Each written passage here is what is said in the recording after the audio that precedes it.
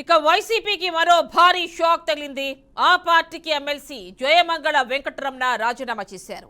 MLC పదవికి కూడా ఆయన రాజీనామా చేశారు. తన రాజీనామా లేఖను శాసన మండలి చైర్మన్ కు పంపించారు. ఆయన కూటమి పార్టీలోకి వెళ్లే అవకాశం ఉందనే ప్రచారం జరుగుతోంది.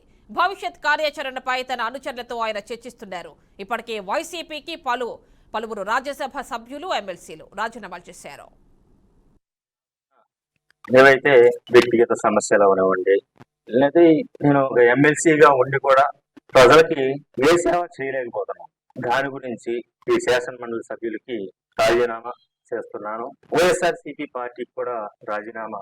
కారణం ఏంటంటే ఆ పార్టీలో ఉండడం వల్ల ఇంతకు ముందు ఉన్నా సరే, ఒక సంవత్సరం ఎమ్మెల్సీగా అధికార పార్టీలో ఉన్నా సరే, ఇక్కడున్న రాజకీయాన్ని బట్టి కనీసం పోలీస్ ఫోన్ చేయాలన్నా నాకు అధికారం లేకుండా ఈ రాజీనామా చేసి గౌరవంగా ఎమ్మెల్సీ ఉన్నాడు, ఏమీ చేయలేకపోతున్నాడు అని ఆ మాట అనిపించుకునే కన్నా రాజీనామా చేసి నాకు ఏదైతే అవకాశం ఉంటుందో దానికి నేను ఇప్పుడు వెళ్దామని అనుకోవట్లేదు.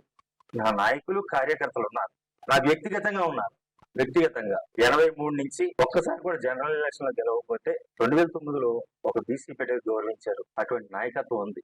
ఎమ్మెల్యేగా నెక్స్ట్ మళ్ళీ ఎమ్మెల్యేగా పోటీ చేయాలా, దానికి ఎమ్మెల్యేకి ఒకే పెత్తనం ఇస్తే ఒక ఓవర్లో 2 కత్తులు ఇవ్వడం అని చెప్పి పదవంటే ఇచ్చారు కానీ పవర్ ను తగ్గించేసారు. పదవంటే ఇచ్చారు కానీ పవర్ లేదు. దాని మూలంగా అక్కడ కూడా నేను నాయకులకి కార్యకర్తలకి